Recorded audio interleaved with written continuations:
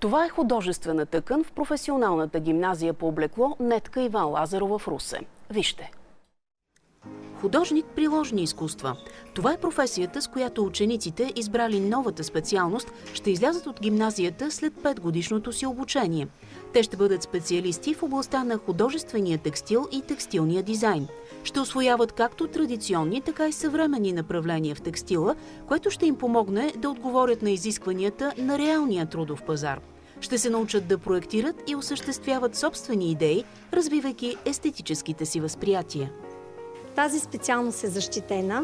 Минималният брой ученици е 9 броя. Подготвя специалисти за текстилния бранш и художествените предприятия. В тази специалност децата придобиват знания, умения и навици за изработване на най-различни видове техники върху текстилни платове и материали. Дали ще бъде багрене в мокро състояние, дали ще бъде в сухо състояние, дали ще бъде работа с свещ върху текстилни коприни и така нататък. Това те ще изучават през следващите 5 години. Приетите в новата специалност художествена тъкан ще изучават българското и световното културно наследство. Те ще придобият умения в десенирането и стилизирането и ще бъдат поощрявани да експериментират с помощта на творческо и оригинално мислене. Учениците в новосформираната паралелка са с изявен интерес към рисуването и дизайна. Аз започнах да рисувам от 7 годишна възраст, защото бях видяла майка ми как рисува и много ми хареса.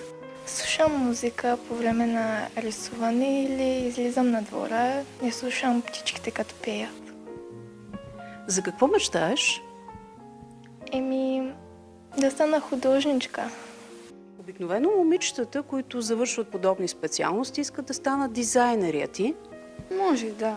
Предполагам, че може да съм, защото и баба ми е шивачка, мога да го наследя и от нея. Със сигурност искам да стана дизайнерка. Много ми харесва тази професия. От тях се очаква, а и това е естествено с наша помощ, да направим хора на изкуството.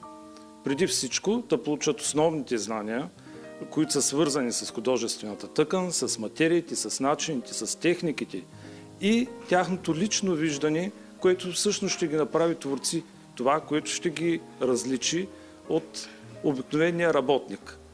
Изключително много залагаме на тяхната фантазия и мотивация.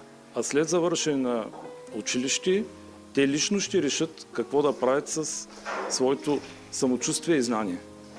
Завършилите специалността ще получат 3-та степен на професионална квалификация и могат да се реализират като специалисти в шивашката индустрия и във фирми, които се занимават с печат и ситопечат.